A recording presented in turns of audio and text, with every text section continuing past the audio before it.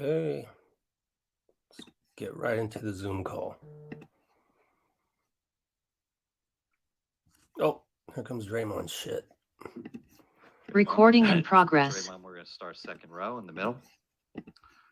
Hey, Draymond, Tomer Zarza from Clutch Points. I know defense has been a big issue for you guys so far in the series, but I went back and looked at some of the, your good offensive games in years past, some of the stats as well. And it seemed like in past years, this Warriors offense has hummed very well when you've been more aggressive, I guess, specifically going to the basket and posting up. Like your post-ups are way down, in years past. Like knowing that's not the biggest issue. I mean, defensively, it's been a big issue, but like, how do you think that's something that you can, improve? Is that something that you need to improve with this kind of roster?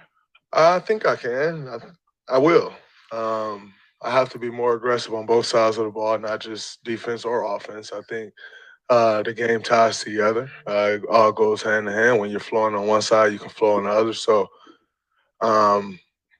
we are a much better team when I'm aggressive offensively. So I have to be that for this team. I've always prided myself on giving the team what it needs in order to win. And I think this team will need more of that for us to win. So I have to be better on that side for sure. Third row on the left side, Steve Ashburner. Steve Ashburner, NBA.com. Hi, Draymond. People like us will use the term lightning rod for you. In terms of the spotlights, the cameras, even the controversies somehow finding you. The lightning rods actually have a purpose, and they keep that kind of stuff or the bad stuff from hitting other people.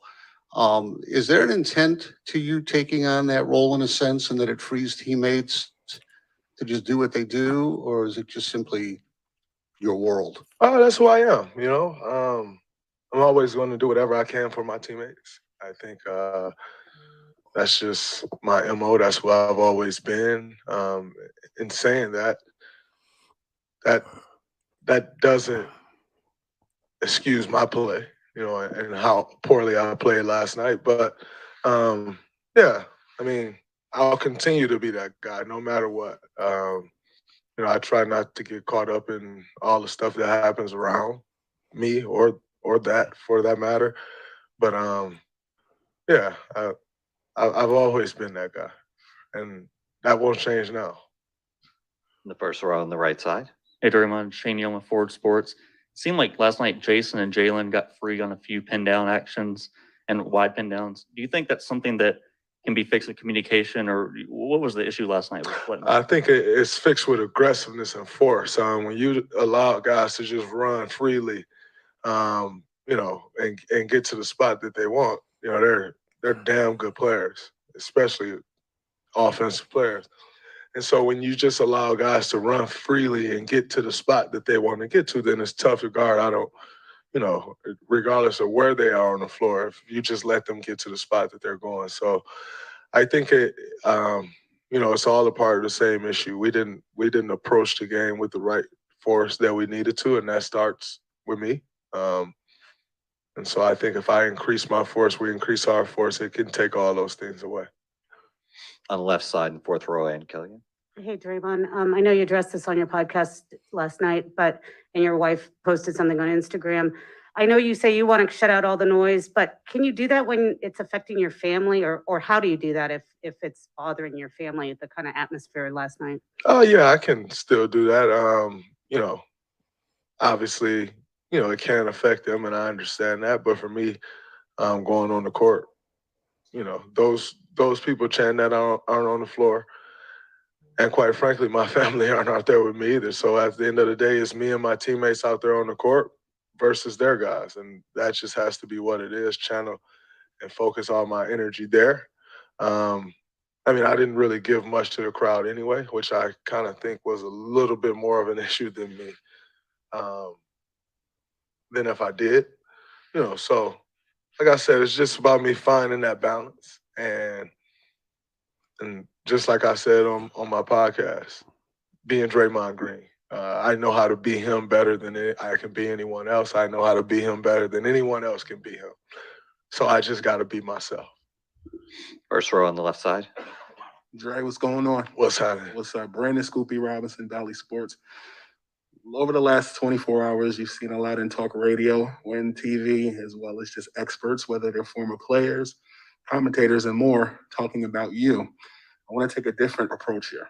I think a lot of times old heads talk about what the young people should do. My question to you is, I know for me, the 90s, Charles Barkley, Charles Oakley, Anthony Mason, and more were guys that I respect, and I see flashes of that in you. Who are the guys in the 90s that you respected then that you still respect now? I definitely respect those guys you just named. Dennis Rodman, had a ton of respect for his game, how he approached things, and the force that he always brought to the game, no matter what. A guy who, most people would say was a little off his rocker. Didn't affect him one bit. If you said Dennis Rodman was off his rocker, he'd go further off the rocker, and so I respect guys like that. I think the thing you have to remember is I was born in 90. And so as much as I had the opportunity to watch those guys, I was 6, when the Bulls won the championship in 96. I was 8 when they won their last championship. And so, a lot of that is going back and like just watching, and with the true understanding of what's going on. I watched it when I was 6. I watched it when I was 8. I absolutely loved it and enjoyed it. But I didn't understand the game within the game when I was 6, and so a lot of my knowledge of those guys and appreciation comes from going back and watching that stuff and seeing how guys operate and how they played. And so, I have appreciation, but I also have an appreciation for guys that still play like the 90s and early 2000s. Ben Wallace, who was an extreme enforcer. Ron Artest, Steven Jackson, guys who was really about all of that. And so, where they had more of that spirit and they kind of came up through that era. I watched a lot of those guys. So more so than it just being like, these guys from the 90s that just so deep. Like, man, if it's anywhere between the 90s, I was 0 to 9. And so my recollection of those guys just isn't as strong as it is the Ben Wallaces and the Artest and the Steven Jacksons, guys who I really watched and understood when I was kind of in a space or at a point in my life that I understood the game, thoroughly understood the game of basketball. And like I said, the games that's going on within the game. 2 more questions, second row on the right side. Hi, Manning, CLNS Media. Draymond, what stands out about the way the Celtics are guarding Steph and just you guys in general in the half court there? Steph's hitting shots, but it feels like they're forcing them to hit really hard shots from deep. They're a great defensive team. We knew that coming in that, they pride themselves on that end. That's what changed their season this season. I think they started 11 and something I saw. And what changed their season is their defensive presence. And so they're going to make things tough. That's why they're in the NBA Finals. And that's why we're in the NBA Finals. They're a very physical team. They have a lot of size, a lot of bulk. They try to muddy the game up. So I think it's important that, we continue to move the ball, move bodies, and not just standing still to where they can just muck the game up and use their hands and chuck guys. I think, if you're moving, ball movement, and, guys are moving without the ball, then it's a lot tougher to grab and chuck and hold and all of that and all of those things. And you don't allow them to play so much to their strengths as we did last night. Noticing the bigs playing a little low on him because I'm just trying to see, he's shooting really deep out there. I think their bigs are, and that's obviously, when you're guarding Steph Curry, you have to kind of pick your poison. And they're picking a drop, which is great. I think there are some things we can do to capitalize on that. And I think, there are times where you've seen in this series where we have. And so we just got to continue to do that more consistently. And I think if if we bring a force on the defensive end, then it allows you to see more of that, So, well, like I said before, the game all ties together, and we have to tie it together, and it starts with me. Thanks, Draymond. Marcus, you had a question back there? I saw you kept raising your hand. What you got for me, dog?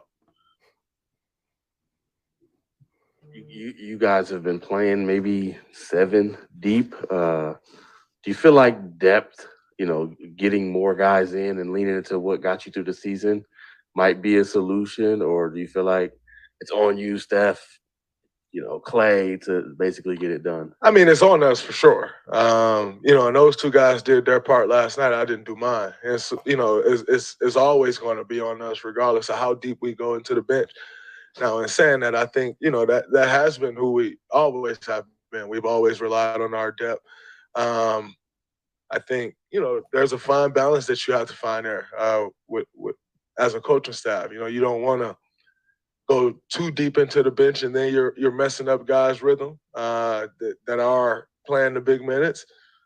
And then at times you do want to go deeper into the bench, and that's always the game, that coaches are playing and trying to figure out. And I think at times you get it right, at times you get it wrong, but ultimately we trust our coaching staff and know they get it right way more times than they get it wrong. So we're going to trust in what they decide. If they decide to go deeper into the bench, it's great.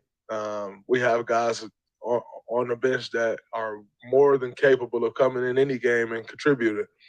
If they don't, then it's, that's on us to work our minutes, whatever those minutes are, whether it's 35 minutes, whether it's 42 minutes. We got to work our minutes. So do I think the depth can help us? Yes, because I just believe in our guys that we have that can come off our bench and provide. So if Coach Kerr decided to go deeper into the bench, it will help because I have faith in those guys that he'd be going to.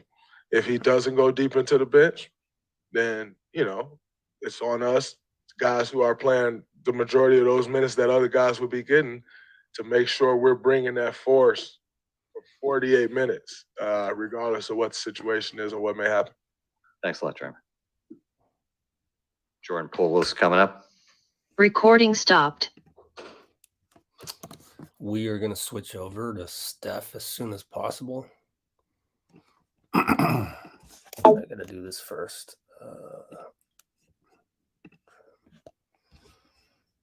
So give me about a minute. Sorry about this.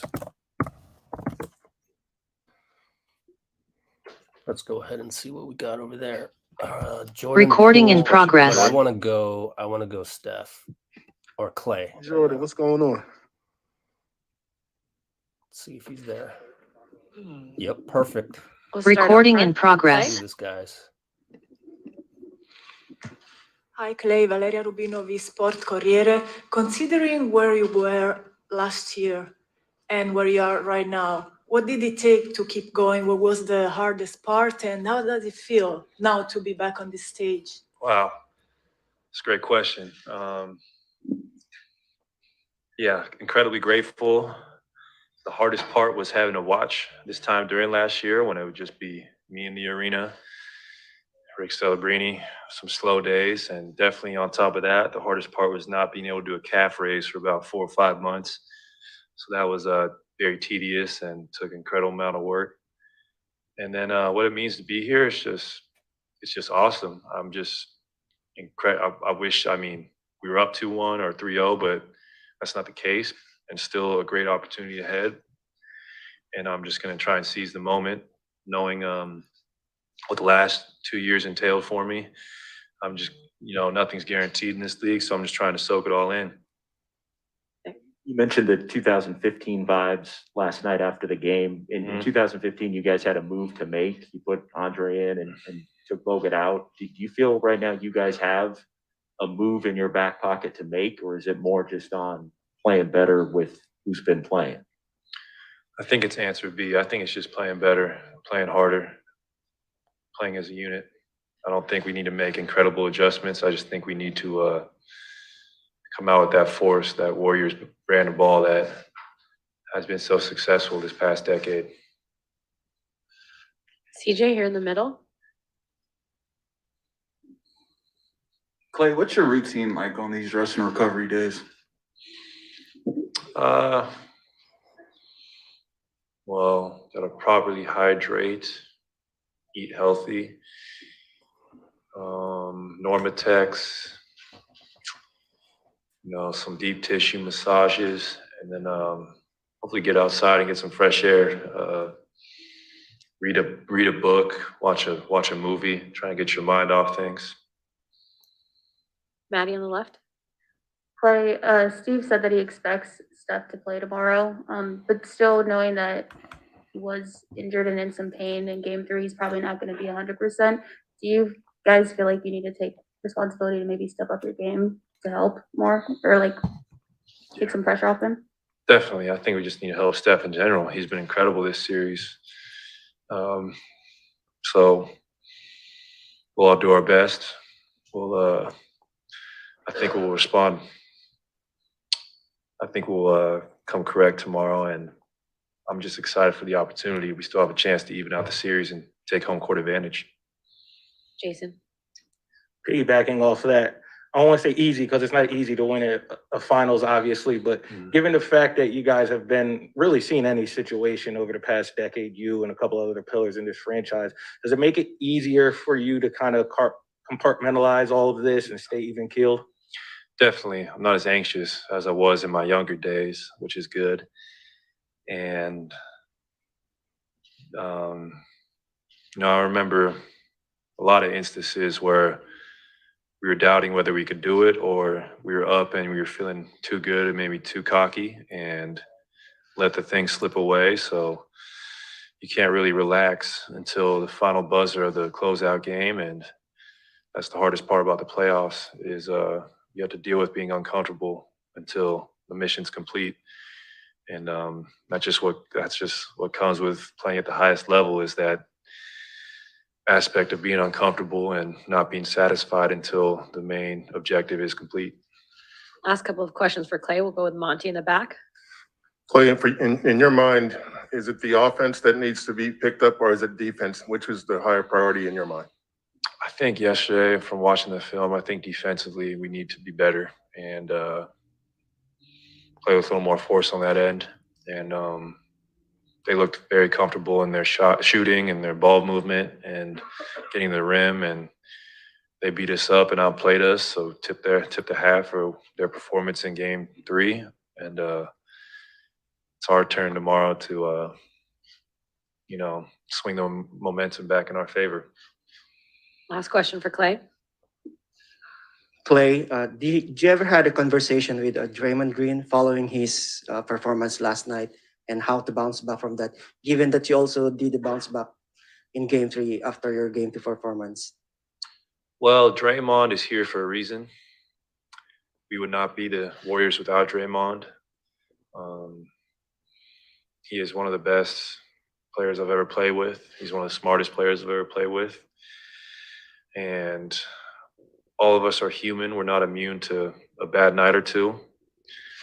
But I know one thing for sure is that we respond like champions. And I know Draymond will come out and play his typical brand of ball that's very physical, fast-paced, talking trash, and just being the money green that Dub Nation loves so much and has brought us to heights that the franchise has never seen before. So I'm excited. He's excited. Our whole team's excited because we're here, and it's an incredible opportunity. Thanks, Clay. Recording stopped. Next up is Steph at the same Zoom call. So let me hurry up and do this. Clay, and then upload Draymond and Clay. Somebody fixing that.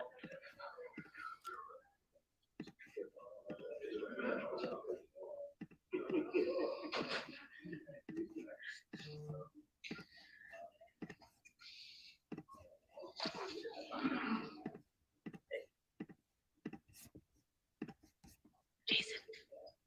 Steph's first question, injury question.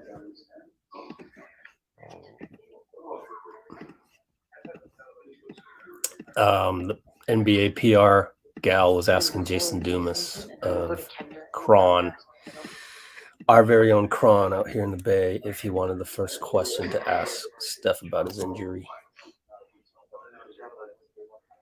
Let's keep an eye on that.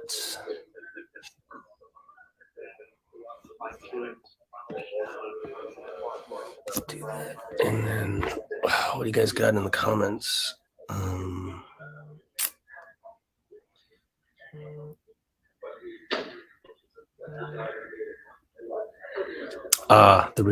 Referring to the reporter talking to Klay about Draymond. Yeah, sound like it.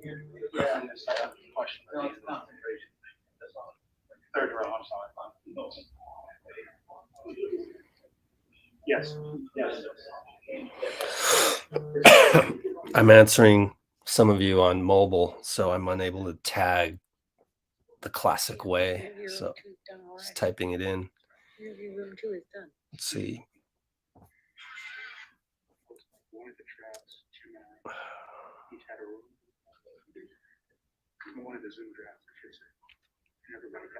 Yeah, I thought, I mean, with Klay, I feel like he's still like hunting shots. I think just maybe the team as a whole should play more of the hitting 3 singles and then have that home run swing. But Steph was so awesome last night, and he did it in a methodical way.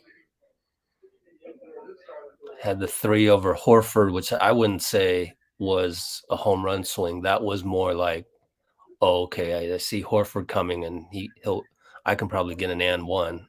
Probably didn't think Horford would do the landing space flagrant, but which is very risky. But Steph has that sense, as a shooter, the space and what you can try and do on a shot, and he's very good at drawing the and one.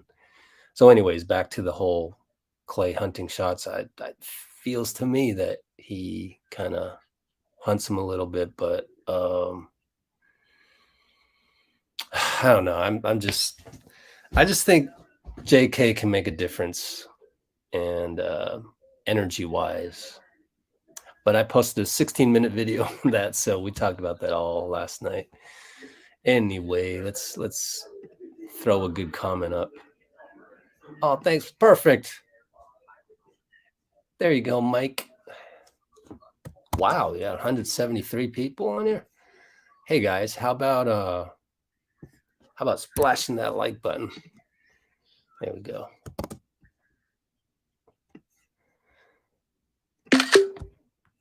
Splash that like button.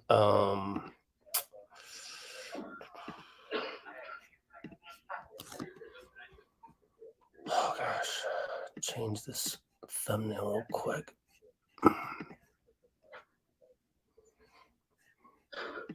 Cool. I'm still recovering from COVID, man. This is one of the worst viruses ever. Okay, I'm gonna go to my channel right now and finish up the videos. Okay, it's still pending, so let me go and I can do a few Twitter things.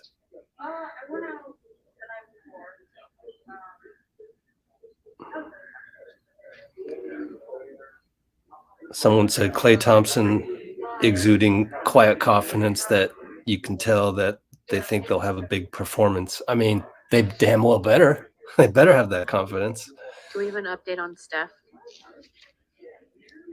Do we have an update on Steph in terms of going to the podium is what they're asking. He's wrapping up ABC. I know he did. Oh, he's wrapping up ABC. Interesting. That was my Doing a lot of interviews. I wish they could have just took the day off and he'd just stay in the hotel and get treatment, but this is the finals. I got to catch up on my tweets and quotes. Klay Thompson, part of my work here.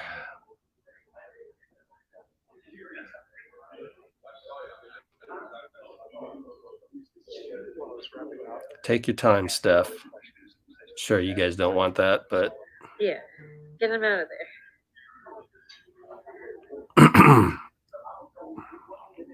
There should be a penalty.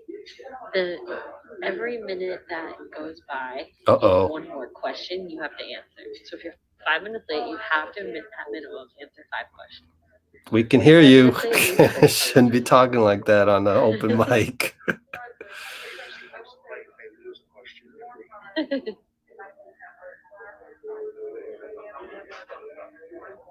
don't know why we make these schedules. We never stick to Stop complaining. You're on a live mic. I mean, I know why. Career limiting move right here.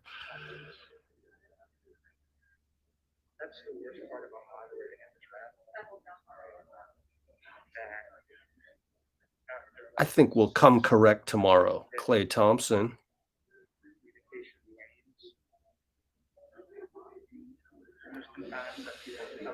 But just like you guys were saying in the comments, but how many times can you say that? We just need to play better. You can't say that after, we're going to run out of games.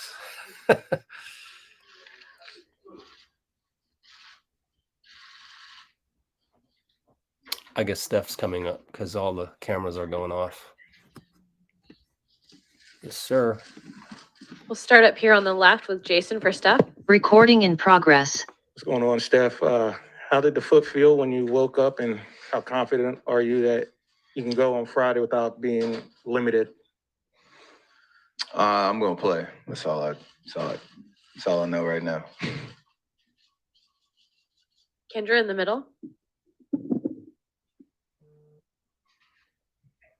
What have the past 12 hours been like for you, just in terms of recovery treatment for your foot? About 10 and a half hours of sleep, a couple of dunks in the ice bucket, and that's about it for now. And then take advantage of the day and tomorrow to get completely ready for the game, get as much recovery and healing as possible, and understand how important Game 4 is, and I'm excited about the opportunity. Joe?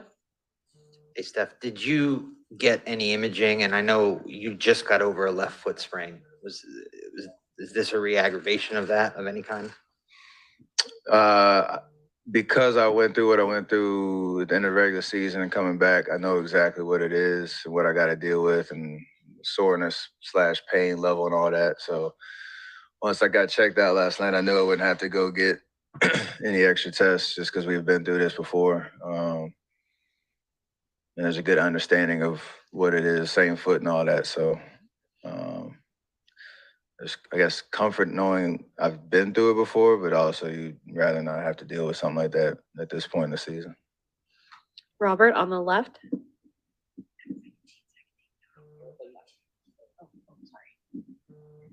By Manic CLNS Media. Steph, how surprising is it to see some drop coverage out there against you? I don't know how often you see that, given the shooter you are, and how do you try to respond to some of that coverage? Are you just trying to shoot over it again and again? And did they adjust that all in the fourth?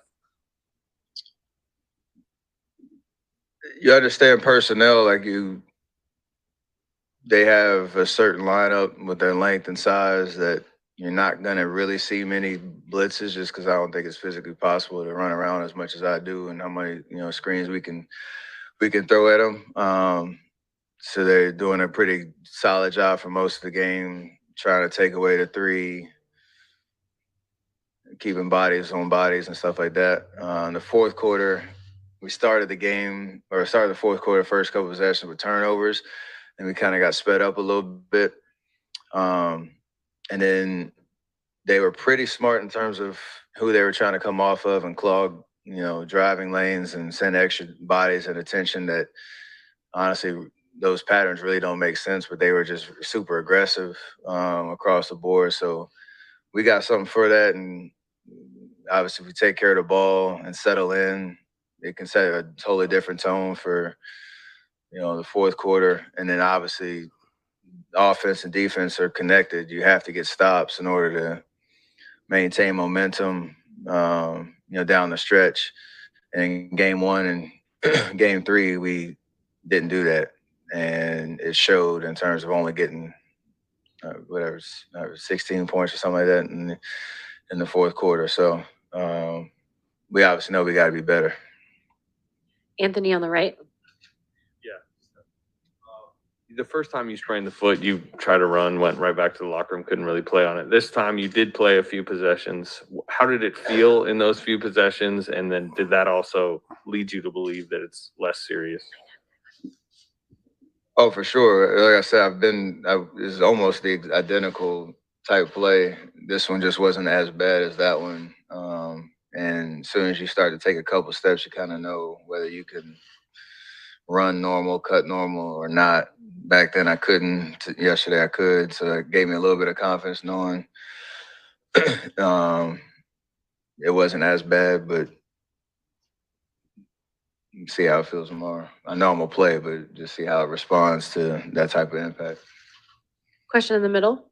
Nicholas De Peña from Dominican Republic. You are the one of the most feared players in the game. What is the key for your consistency? Just confidence in what I can do and what how we play as a team, and the fact that we've been here plenty of times before, and that experience comes with a sense of composure and understanding how I can be effective. So every night you try to hold yourself to that standard, and hopefully that leads to wins. Candace in the back. Hey, Steph, just for context, even though it's a injury to a lesser degree than the previous one, if this was a regular season, would you envision yourself sitting out this next game? It's a tough one to answer. I don't know. Depending on where we were in the season, and context is everything. So I don't know how to answer that. Put up front here. Steph Young was like ESPN. If Draymond after the game the other night said he played like expletive and then said he was soft, knowing him, how do you think he'll respond tomorrow night, especially after how the crowd was really on him? I mean, the same way he kind of did in game two, with the same emotion, but just focus on impacting the game on both ends of the floor. We've been in hostile environments before. We understand what the emotions are like. I think even from speaking, you asked about Draymond, but even for me, like the first quarter, our first foul threw me off a little bit in terms of like the tone of the game, and I get the second one, and he's aware of that, I'm aware of that. We're all trying to figure out how aggressive physically you can be, and then you just get distracted, and then everything else becomes amplified. And the fact that we clawed our way back in the third quarter, him was a part of that defensively for sure. All that you have to kind of bottle up and know if we can just execute our game plan, be the most physical team, come with multiple efforts on defense, be decisive on offense, and we don't have to reinvent the wheel at all. It's just play better across the board. We all need to do that, and I know Draymond will help lead that charge tomorrow, just like he did in game two, and get back in the series. Got time for a few more for Steph. Maddie over here. Steph, kind of a two-parter question. First off, what would you say your level of pain is right now? I don't know how to answer that one either, because I'm just comparing it to what it was before, and I'm good enough to play. So. And off of that, you said that the few possessions that you played after the injury kind of made you realize it wasn't as bad as the first one. But is there any concern about how this might affect your mobility? No, even with the last one, when I first came back and started testing it out and getting ready to play, it never got worse based on ramping up your intensity and all that. It's just the pain tolerance thing that you got to deal with. So obviously at this point in the season, if you're good enough, or in the series, if you're good enough to play. Kerr in the middle. Steph, what is it like to be under the injury microscope? And then do you wonder in your career, do you have the most scrutinized ankles, feet, legs in the NBA? I thought I was well past that for sure. But it's just something that's part of what we do, and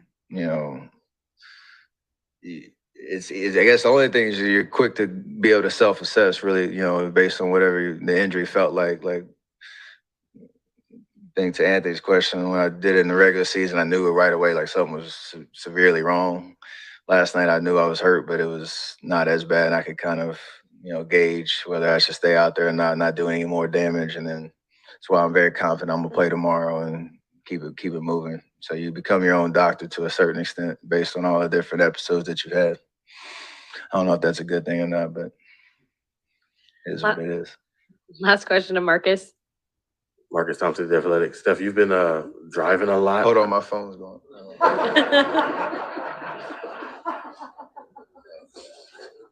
All right, repeat what you said.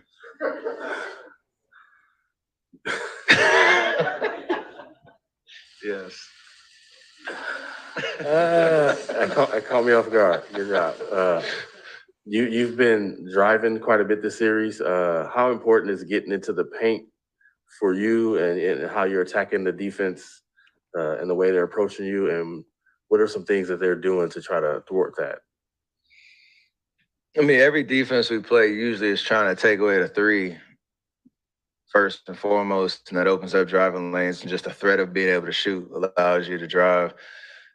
They have rim protection when Robert's out there, and so it's a big part of why their defense is ranked as high as it is, and why it's been a difference in a couple of these games, because he's back there, he's coming in. Even if he's not directly in the paint, he's guarding somebody off the ball, he's going to be flying in there. So we have to be able to create those advantages with our drives. Doesn't necessarily mean you're always going to get to the rim and finish, but it's a great way for us to create open looks and just put pressure on them. But we have to be decisive with what we have to make the right decision once you get in there, whether that's if you do have a clear lane, finish. If you see somebody pulling over or Robert coming, trying to, protect the rim, kick it, find an open man. But you can't be stubborn thinking you're just going to keep driving in there and trying to finish over those guys, because that's what they do well. So it's on us to take advantage, because we can get in the paint pretty much whenever. It's just what do you do when you get in there? And certain games we've done it well, and some we haven't. Thanks, Steph.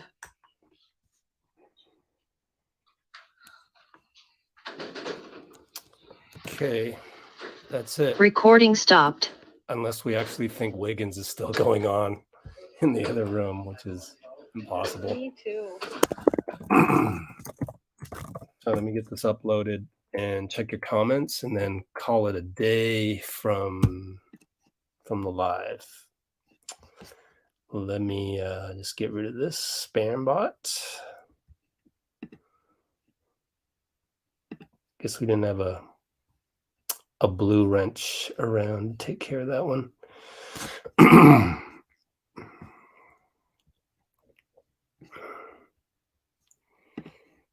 Someone giving trouble over here.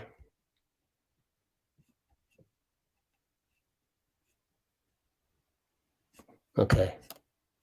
So let me go back to uploading.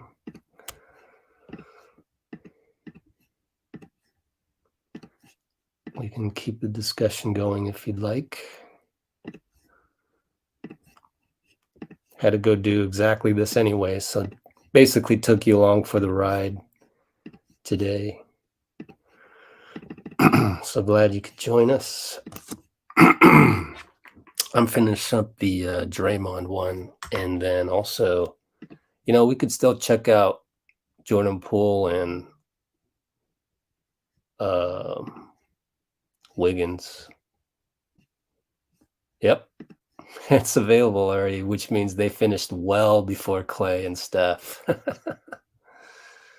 So right now I'm gonna go and get Jordan Poole, and we'll run Jordan Poole for you, since I'm already doing that.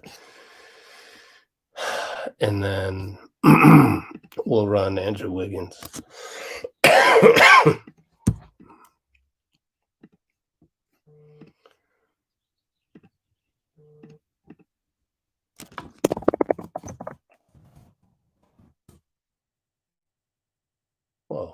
Okay.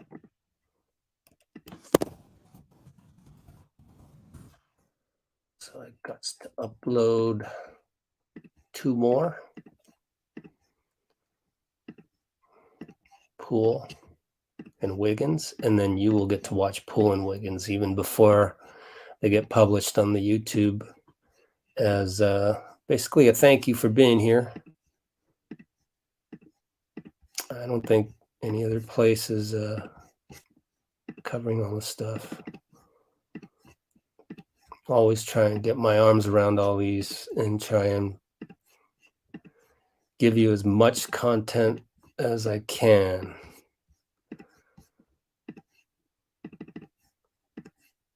So there that goes, and we will now go to Jordan Poole. This is tape delay, if you will. Let's go to Jordan Poole. Here you guys go. Let's see what he had to say. First time hearing it myself. First question for Jordan. Jordan, what's going on? What's good? Brandon Scoopy Robinson, Valley Sports. I remember first 2 games were definitely more of a chess match between both teams.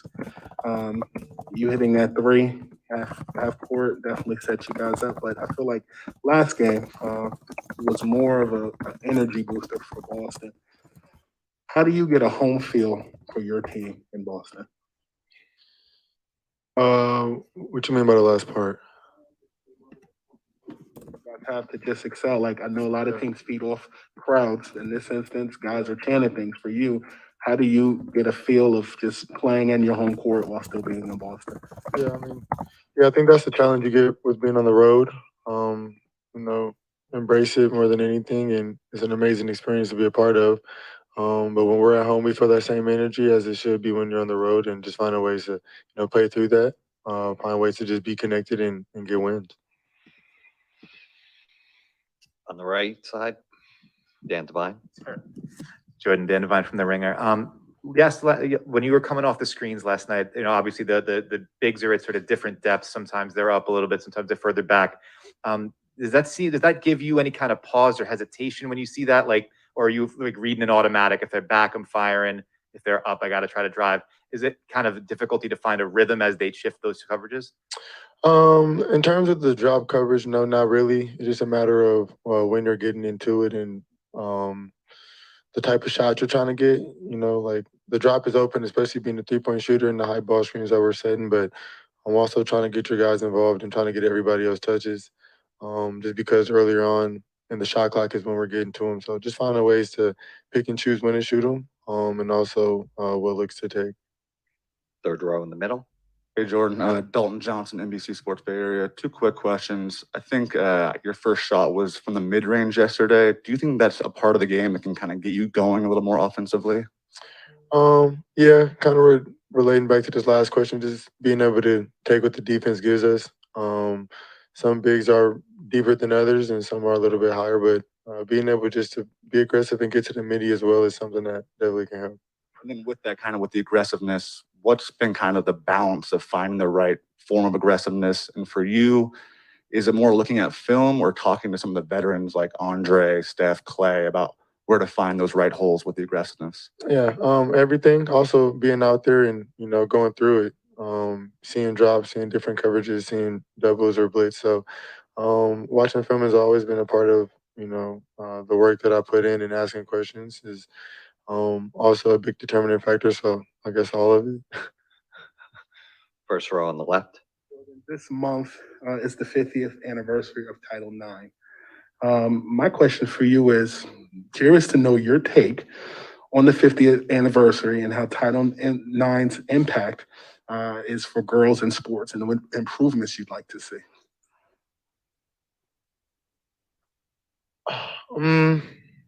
That's the one, huh? Great question. Women in sports, obviously girls in sports is something that's huge to me and has been a big part of my entire life. I was talking about it earlier this year. I have a really close friend, Abrike Agwambale, who is in the WNBA, and just the impact that she has, not only for girls and younger women and people who are being able to play the game, but she makes an impact everywhere. So being able just to follow her lead and stand for it is I'm all with it. One more question. Okay, Jordan, thank you. Okay.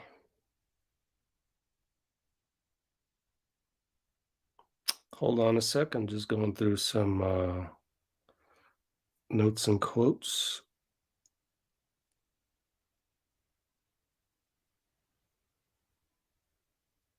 Mm-hmm. Okay, cool. I think I find out where I left off on those. Be right with you in a sec. Type that out. Okay, perfect. So now we can go to Andrew Wiggins, and got to deal with the spam guy again. Thanks, Bruce. And thank you for just ignoring that crap. Yeah, out of nowhere with the Title IX, but this is a good opportunity for the guy who's writing that article to get a nice quote from Jordan Poole, since there's really not a whole lot else going on at that moment in time. So anyways, let's pick up with Andrew Wiggins.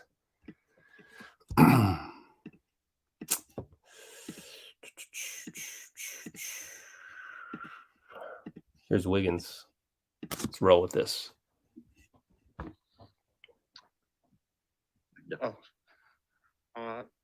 Defensively, Draymond, a couple games ago, called you the best wing defender that you guys have on the team. And, you really talked about how you've just carried just your level of efficiency throughout the playoffs.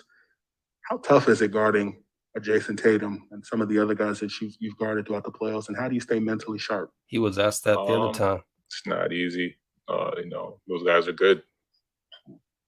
Especially, playing Jason, Luka, they can score at all three levels, so I just try to be there, contain, make it hard for them, play aggressive, and contest every shot I can.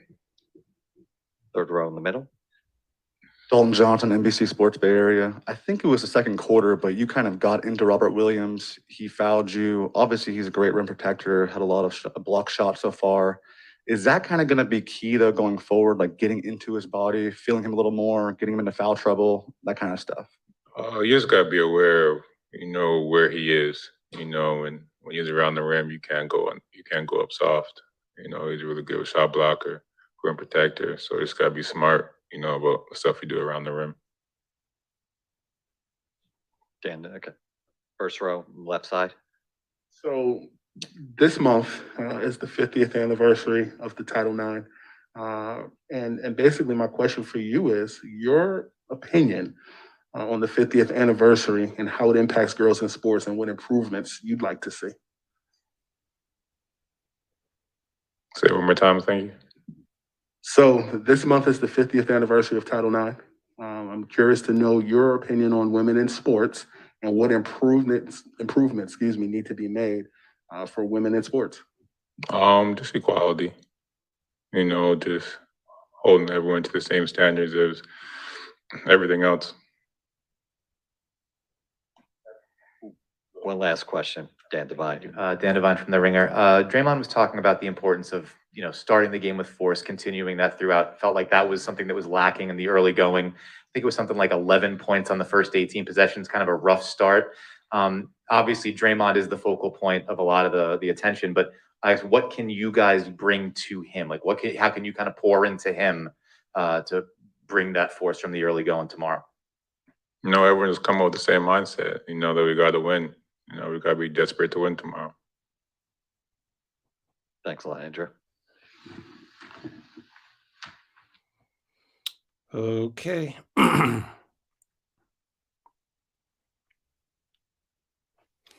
That's it for Andrew. Man, a few words, yeah. What was I gonna do? Shoot. Just got to do a couple more things. Okay.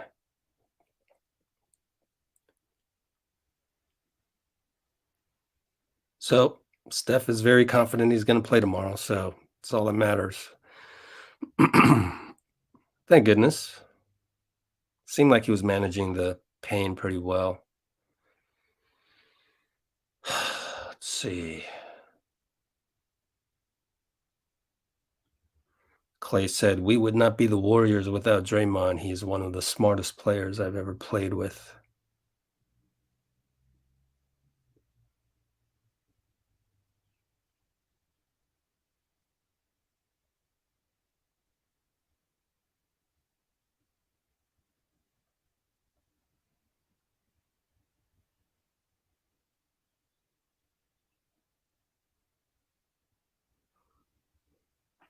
Whoops.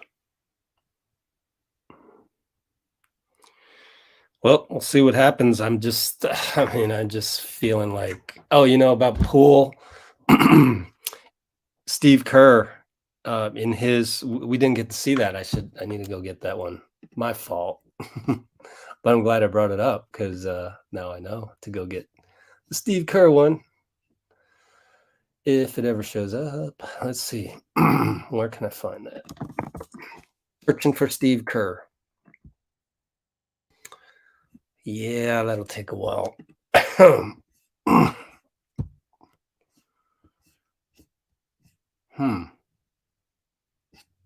My other source doesn't even have it. Well, there it is. Okay, let's track this down. Got to go download it first, so it's going to take a couple minutes here. So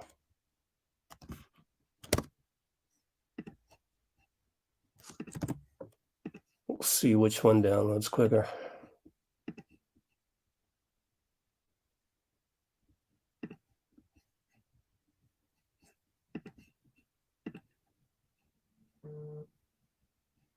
Well, Steve, 7 minutes. It's going to take 4-minute download.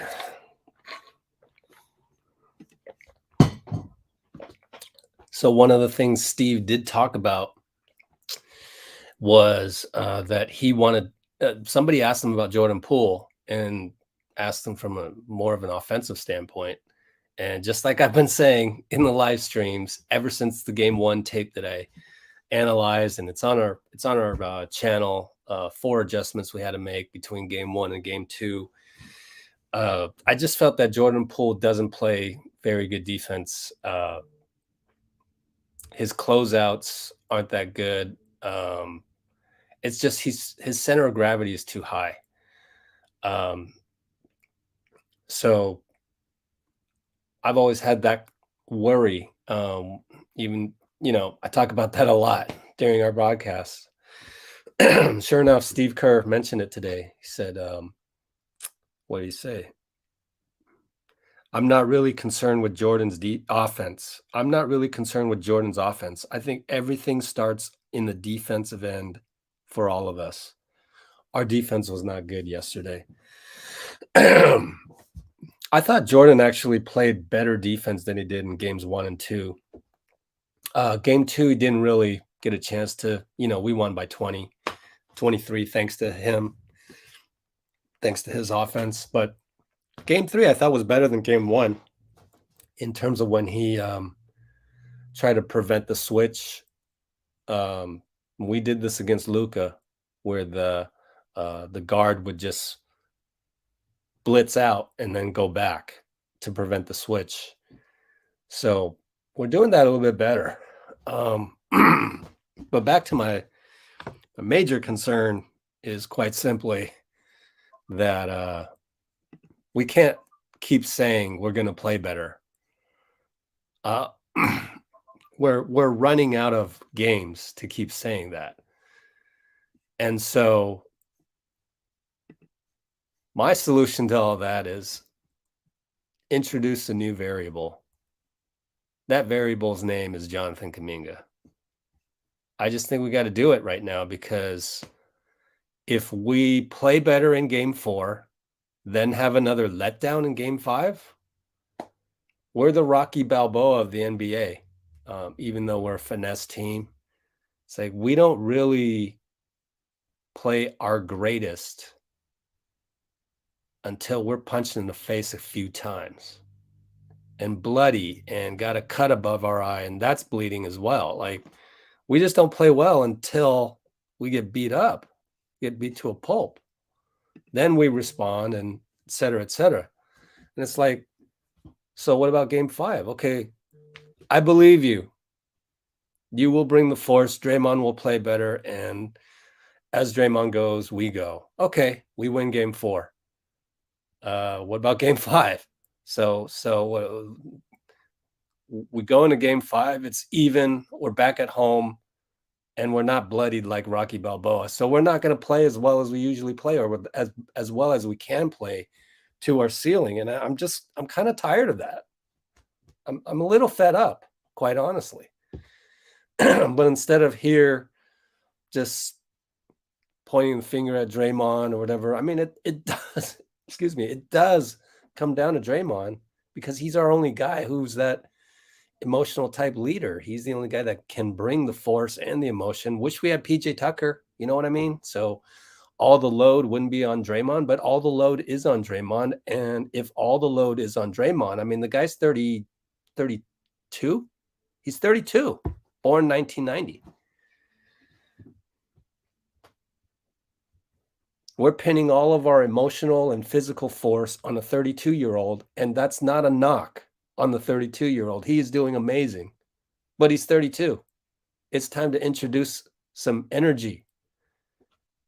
The more I talk about it, the more it becomes a no-brainer that Jonathan Kuminga, even if he doesn't start, you got to start playing the guy.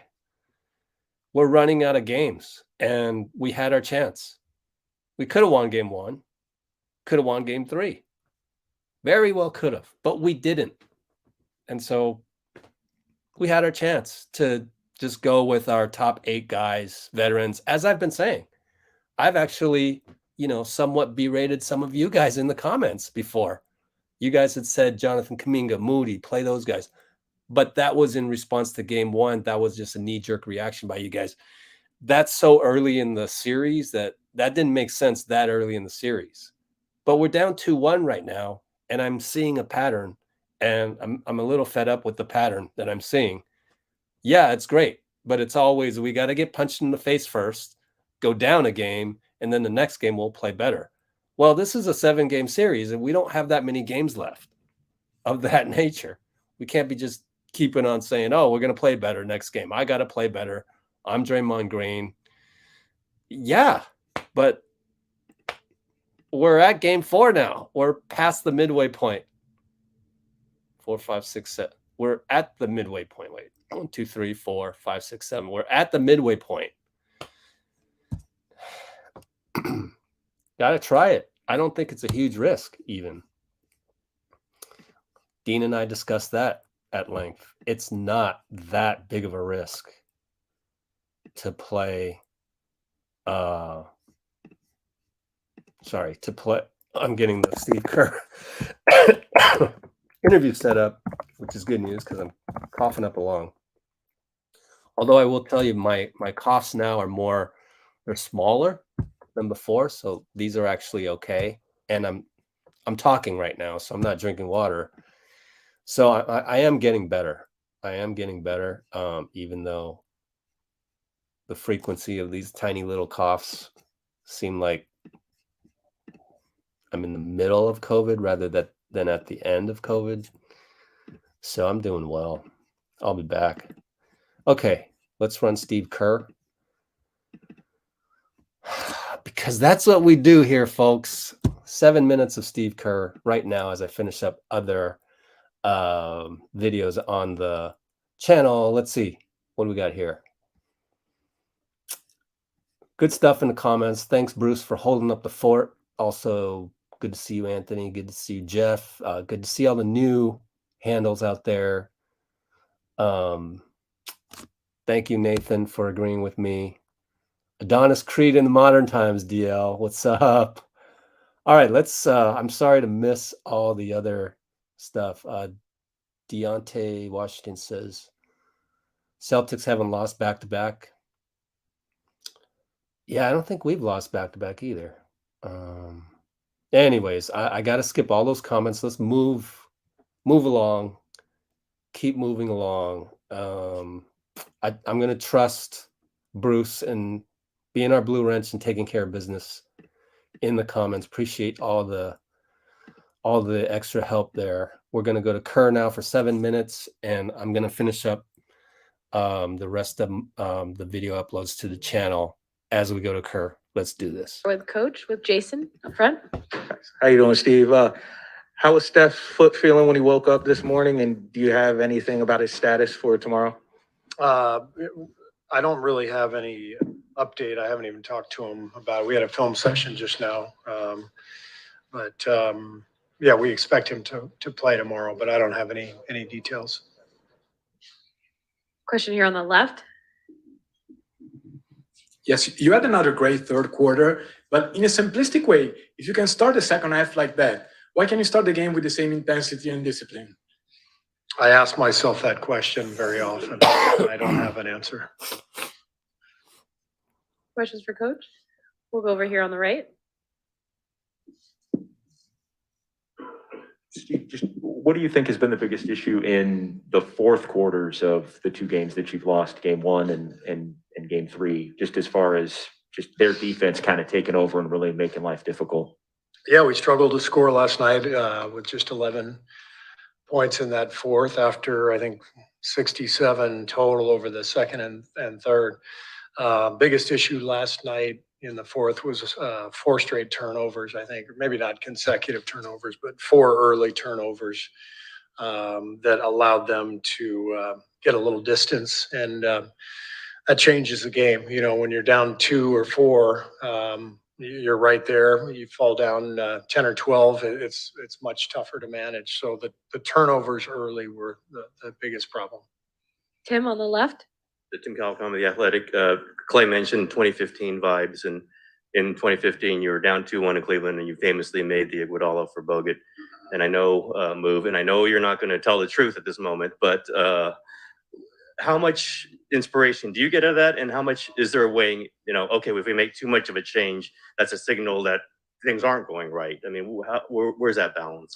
I think that's always what you kind of weigh as a coaching staff. You know, you balance any type of adjustment or lineup change or anything like that, and you have to weigh it according to, you know, where you feel you are in the series.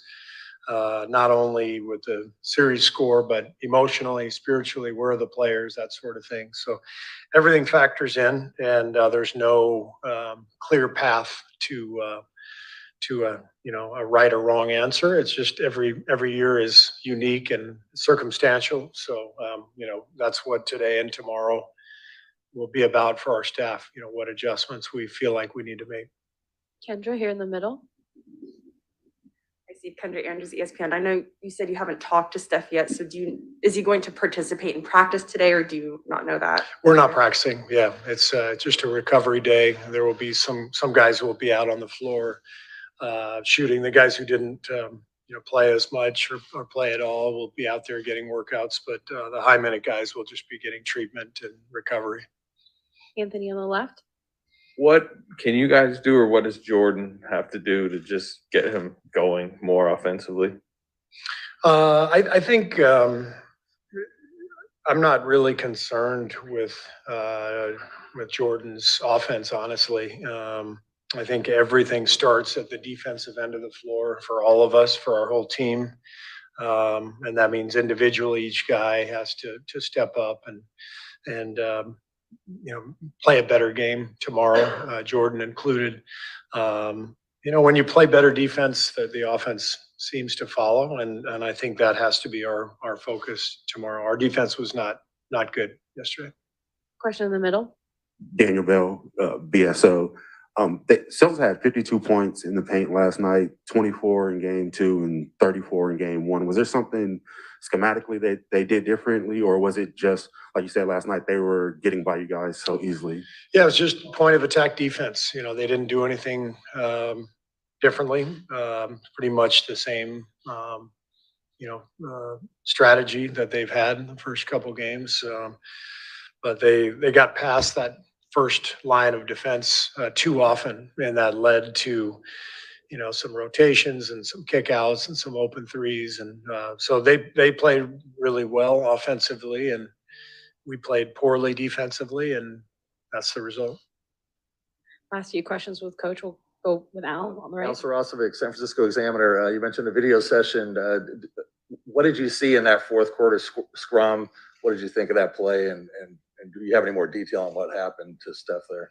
I don't have any more detail. He was, just involved in the pile up, but we missed like 3 box outs on the play, and that's sometimes what happens. You give up a bucket, you give up an offensive board that leads to an offensive advantage. In this case, it led to a scrum, and so the rebounding was a big issue last night for us. We got to clean that up. Next question on the right. Hey, Coach. Sopan Deb with the New York Times. Is there a common thread you've noticed in all these games in the locker room at halftime that causes them to come out and at full tilt in the third quarter? Is there anything in the locker room, anything you're telling them, or just anything in general?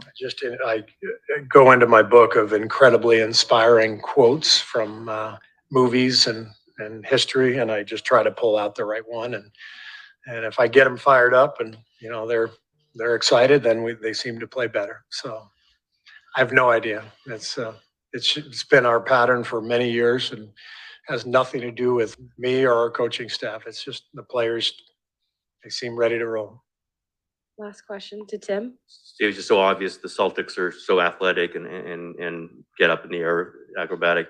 Is it too simplistic to say, well, maybe guys like Kuminga and Moody could combat that? How much thought has been into getting some of the younger guys, obviously very raw, into an athletic game like that? It's always a possibility. You never rule out anything. So it's something we discuss as a staff every day. Do we need to insert another player into the rotation? Do we need to change a combination, a lineup combination?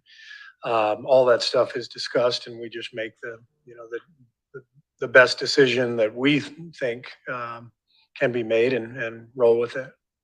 Thanks, Coach. Thanks. Okay.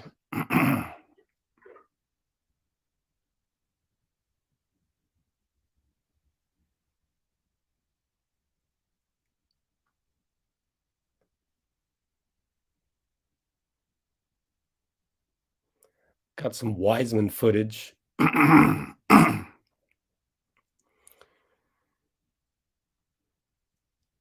Which we'll put on the channel later. So they're not doing a full practice, just guys getting treatment. That is according to what Steve just said. And yeah. I hope they have some more quotes from Jordan Poole, Andrew Wiggins, even though they don't really talk much. I'm going to try and find a good quote from Steph. Let's see. Excuse me. I'm going to play. That's all I know right now.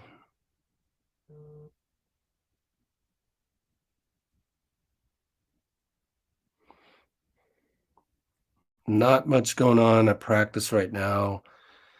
I will try and show you tweets of Wiseman doing some stuff, but you can go check that on your own if you'd like.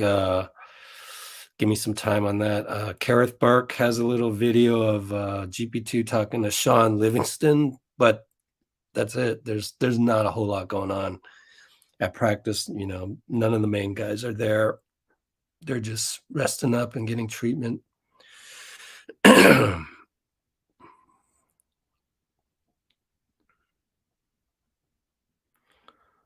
So Steph's going to play. Let's see what other good quote he had.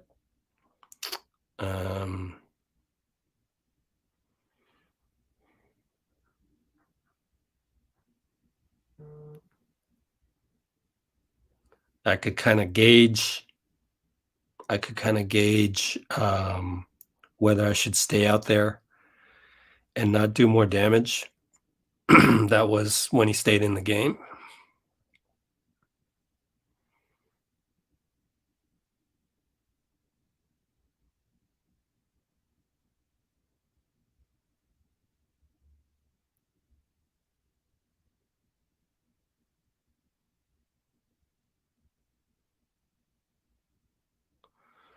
Okay. That's good enough for me. Give me about a minute and then we can finish up, talk about stuff in the comments. Steph injuries, Steph Curry Q&As. So no workout video today. Treatment day.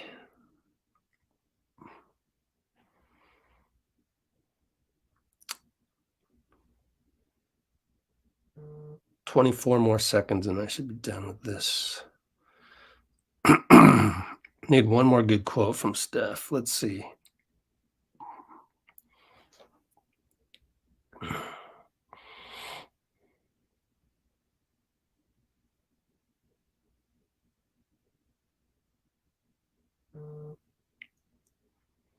See how it feels. I know I'm a play. I like that. See how it feels. I know I'm a play.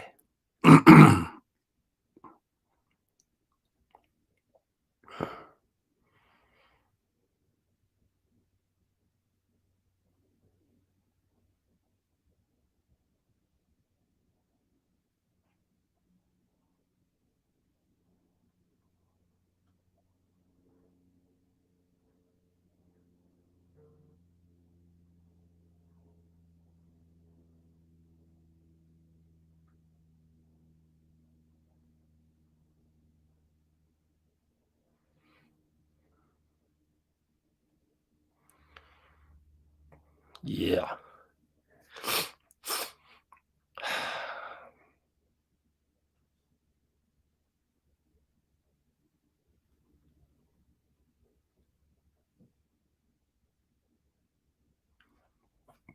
Okay, what do we got?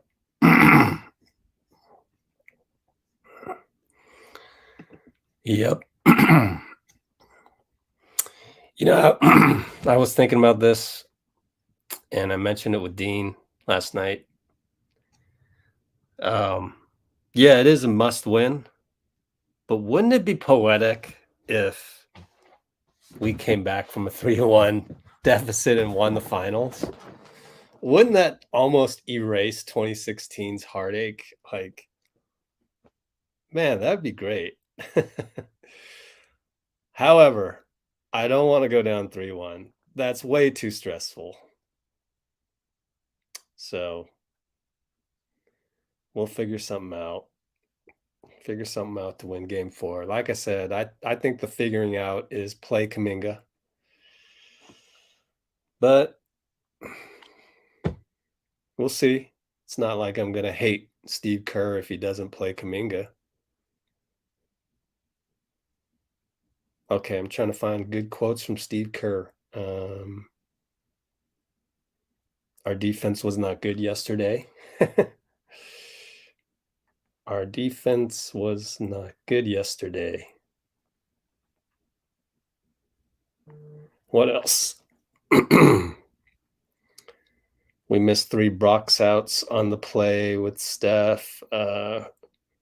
Rebounding was a big issue. Got to clean that up.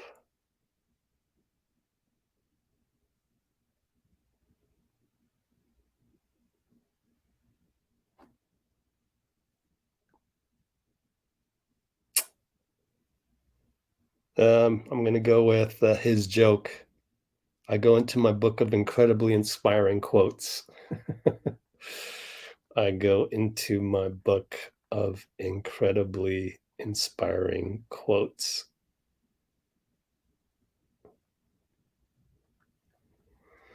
Okay. Gonna need another minute on this one. I finished the Steph video, but YouTube wasn't ready to process it, so we gotta wait on that. Injuries, let's see. There we go, Steve Kerr. Defense. I actually have a defense playlist if you want to go look at all the topics. I talk about defense. It's on our playlists. Over the summer, I've got to really clean up our navigation of the channel. Make sure that's a little bit better.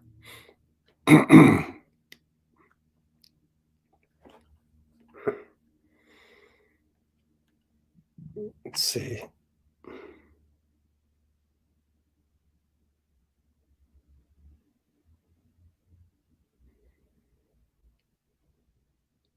Rebounding was a big issue.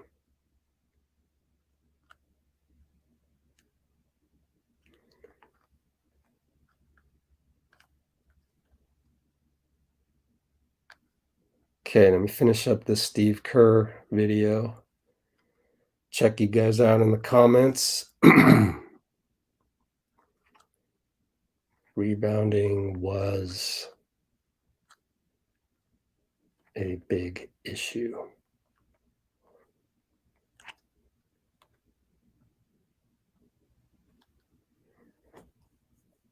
Okay.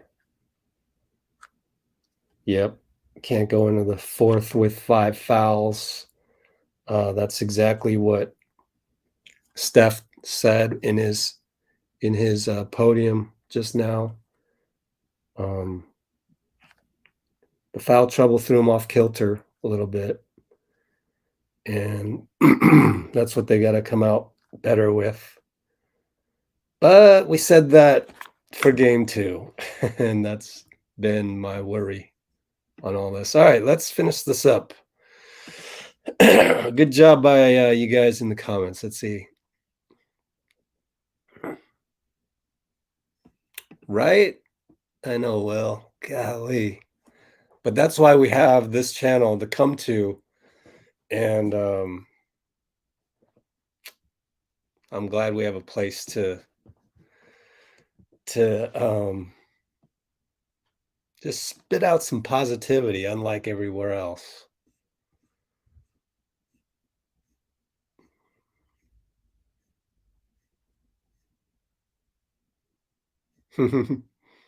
Yeah, I thought about that, but man, coming back from 3-1.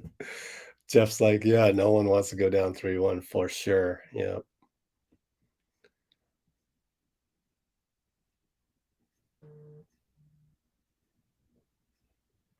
All right. Good stuff, guys. Way to keep the perspective, Jeff. And I promise you, I will get to our prize packages and all the winners. I'm probably 20 winners behind right now. But hey, I don't have anything to do right after the finals. Well, I do actually, man. Do you know this schedule is so packed? We got the draft on June 23rd. We have the 28th pick. And it's time, I mean, whoever we pick is going to signal to the whole fan base and the rest of the NBA what the strategy is for our future roster build. Do we go with best player available? Do we go with a center? Does that say something about Wiseman? Do we go with a Draymond type that I've been harping about? That's on June 23rd. If this goes 7 games, it's going to go another 10 days to June 19th. If the finals finishes early, I still only have a week between Yeah. We're not losing game 5 at home at Chase. I hope not. Knock on wood. No, I'm just looking at the schedule between now and the draft. Man, that's jam-packed too. So we're going to be we already have 2 draft profiles I haven't published on our website yet. Thank you, Dulo, for writing those. Dulo Twist. All of our guys here, it's great because we don't really have a presence on Twitter. We don't have that need to be on Twitter all that much. I know Bruce is on Twitter a lot, but he's just looking at the daily zombie carnage out there and just witnessing all. That's like watching a train wreck every single day, watching car crashes, and I don't know how you do it, but it's good for Bruce to keep a pulse on that, and it keeps us opposite of that. It reinforces our mission together. This is not just my mission. This is our mission together to have a place where we can go at a relevant time and talk about relevant issues of the team and be able to talk to each other in a human to human format, even though it still is comments. And, YouTube comments are restricted to 200 characters. Yes, but we do have enough blue wrenches out there that exude the type of positivity we want to keep out there. And just like Jeff mentioned, we always got to be able to dial it back. Like we can go and enjoy the moment or enjoy the process of the here and now, which is right now. Steph is getting treatment on that ankle. Believe me, he's getting that massaged 24/7 by the training staff and the official massage therapist. Her name is Grace. She's a very wonderful lady, has been with the team for years. I don't know, maybe she's been, maybe she retired from, I don't even know. I haven't caught up with her in years. And now that I'm not going to any road games anymore, I don't know that I'll catch up to a lot of these people, but my goal is to reconnect with everybody this summer and to tell them what we're doing here on Let's Go Warriors. Honestly, it's great stuff. Thanks to you guys. And tell them, spread the word the old fashioned way. Really, it's been like since 2016, 2017, I haven't seen some of these people. Even the security guards have changed over. I'm going to hit up Ralph Walker during the off season. Let him know what we're doing. And, the list goes on and on. There's a lot of business development. That's what I'm excited about this off season in terms of growing Let's Go Warriors for future seasons to come. It gets me excited to talk about that because it gets me back to what I used to do. I used to have a job in Silicon Valley working for Price Waterhouse, the big firm. So I have experience in 9-to-5 big firm and all of that. And my job was to do business development with everyone in Silicon Valley. So that Price Waterhouse, their brand name would be recognized even by the latest .com, whatever technology that just got funded by, whatever venture capitalists. That's why I know about all this venture capital stuff, because I used to live and breathe it. And I actually quit my job at one point to run my own venture fund. It was an angel fund. The reason why I did that was because I started tracking all of the deals that crossed my desk. And I said, instead of me just, imprinting the Pricewaterhouse brand name onto all these deals, I want to participate in these deals. I want to get a little greedy here. I want to scratch that capitalist itch, which I did. But then it gets, corporate America is corporate America. It's a dog eat dog world. I'd much rather be here with you guys. But anyways, what I'm going to do this summer reminds me of my previous job of just having this humongous Rolodex of contacts. And now I get to do that in an NBA realm. I get to really nurture our NBA contacts for something that is meaningful, which is you guys. Like Nate. Like, how many Nate Shepherds are out there? There's not a whole lot of you, but we've managed. We're like the Rebel Alliance. We've managed this ragtag team right here with you guys to start something that maybe is bigger. And you got the Empire out there. There's a lot of Senator Palpatines out there, man, on Twitter. That's all you got to do is go straight to Twitter. You'll find a lot of Palpatines, man. We're the Rebel Alliance. Man, then maybe that's part of my pitch to everybody I talked to this summer that needs to know about you guys. So I'm feeling really good about that. Yeah, that's what it's about, right? That's what Steph teaches us every single day during the regular season. I haven't had time because I'm not a guy that must post on Instagram. I've got you. Well, I'm good. You know, I could just delete the Instagram and we'd be okay, but I wouldn't want to do that from a branding standpoint or marketing. Got to do a little bit on Instagram. Plus, everybody is pretty much on Instagram that I need to business develop with, whether that's Draymond's trainer, Klay's trainer. That's how we connect. Unfortunately, I'd rather it just be by text, but okay. You want me to go to Instagram, contact you, and you contact me? Fine. That's where everybody else is. So I do some stuff on Instagram, but I don't go out of my way to post any other stuff other than links to YouTube and our website. The regular posts, which you can't link anything to anyways, except through our bio. I just don't have a need to do that. Whereas I see all these other people always posting on Instagram for their own agendas. It's whatever. I don't know that it actually brings in revenue for those people, but whatever. It doesn't for me.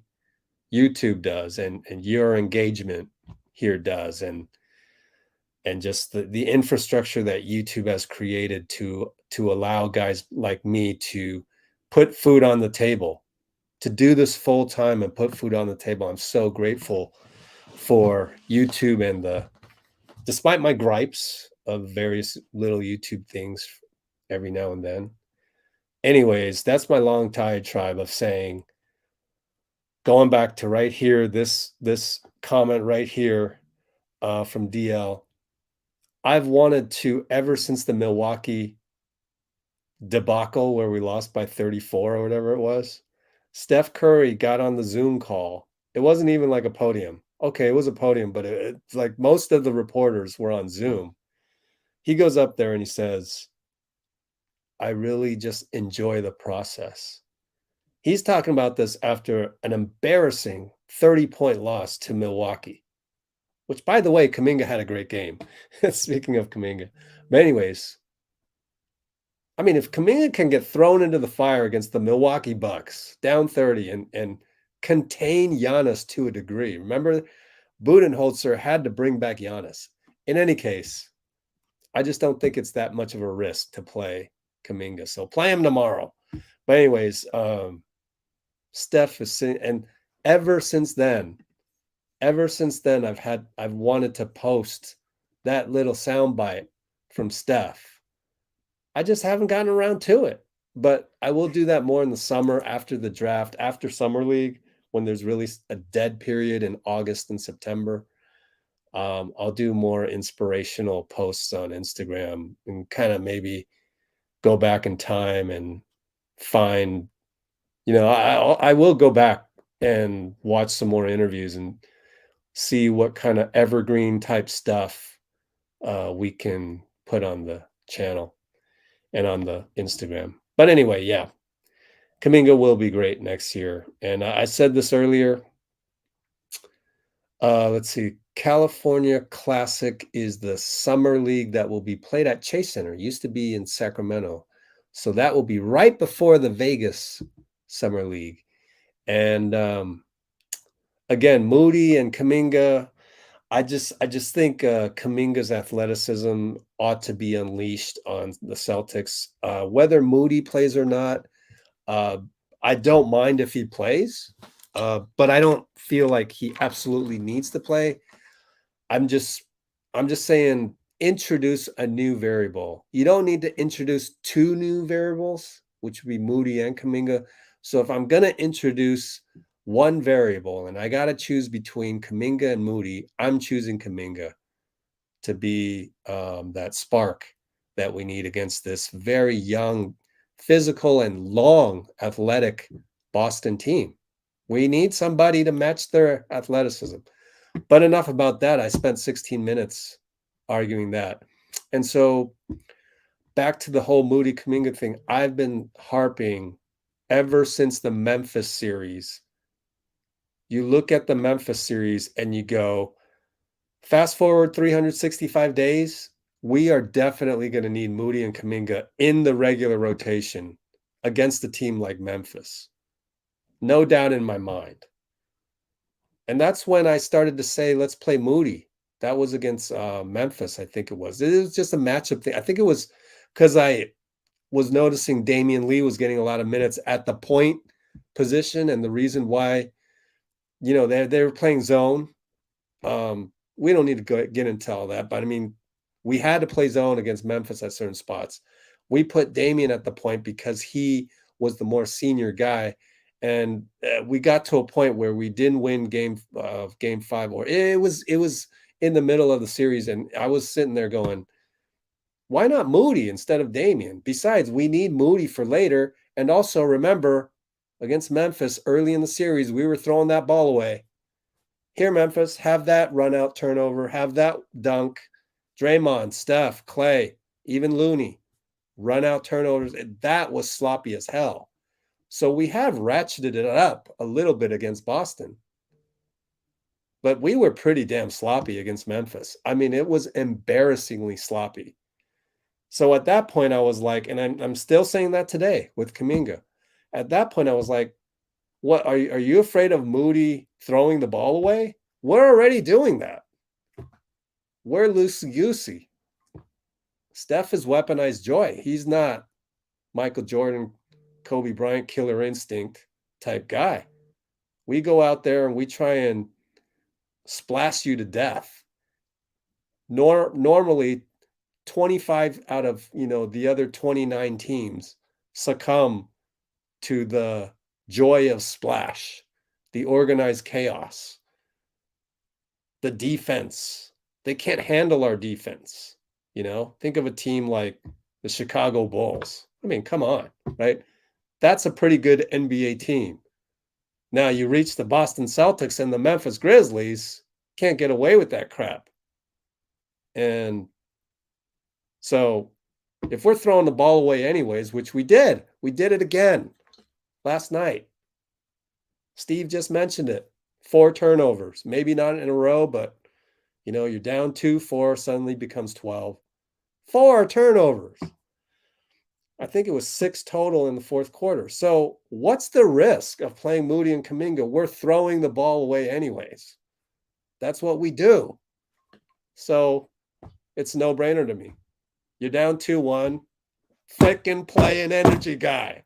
I'm getting mad now about it. But if we don't, I will just be there and be in disagreement. During the game, I might yell and scream at the screen, and you'll see me do that tomorrow. But in no way, shape, or form am I going to throw Steve Kerr under the bus. We wouldn't be here without him.